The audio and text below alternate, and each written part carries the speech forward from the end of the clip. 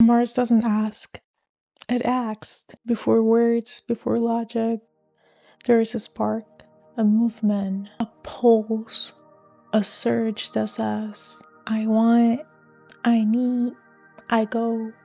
Mars in your chart is your fire, your inner warrior. But it's not always loud or aggressive. That will always depend on how it's expected, the house it's in, the sign. Sometimes Mars is in the quiet moments where you just decide that no more, no more. Or the day you finally say, yes, now I'm ready. Let's explore Mars, not just its aggression or its willpower, but as the sacred energy, an archetype of desire, direction, initiation. The beginning, the movement, creation. And this is the Mars archetype. Mars governs drive, energy, passion, anger, sex, and pursuit. It is raw life force, movement without permission. Where Venus magnetizes, Mars pursues. It's how we fight, how we assert, how we claim what we want. Mars is the ruler of Aries, and traditionally the Scorpio, fire and water, courage and depth, impulse and intensity. In mythology, Mars is the god of war, but war wasn't always destruction. It was movement, action, necessary disruption. Mars is the part of you that protects what matters, that acts when others hesitate, that says yes to change even when comfort begs you to stay still.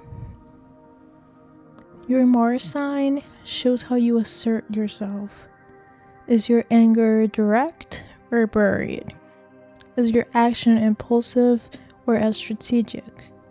It shows how you go after your desires and how you respond when you're denied them. The house Mars occupies tells you where you channel your energy, where you crave challenge, where frustration often leads to transformation. Mars aspects show how easily you access your will. Is it in power? Is it suppressed? Does it run hot? Or does it hesitate? A clear Mars brings confidence, direction, and vitality. A wounded Mars might hesitate, explode, or burn out trying to prove its worth. But Mars isn't here to be tamed. It is here to be channeled. The shadow of Mars is not anger. It is misdirected anger. When we suppress desire until it turns into resentment, when we confuse domination with strength, when we act from ego instead of clarity, Mars teaches us that not all fights are sacred, that some battles are destruction and some are initiations. Mars is that internal voice that asks us, what are we fighting for?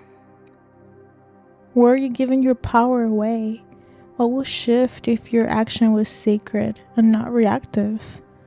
Because when Mars is integrated, it becomes devotion, not just action, but aligned action and purposeful pursuit.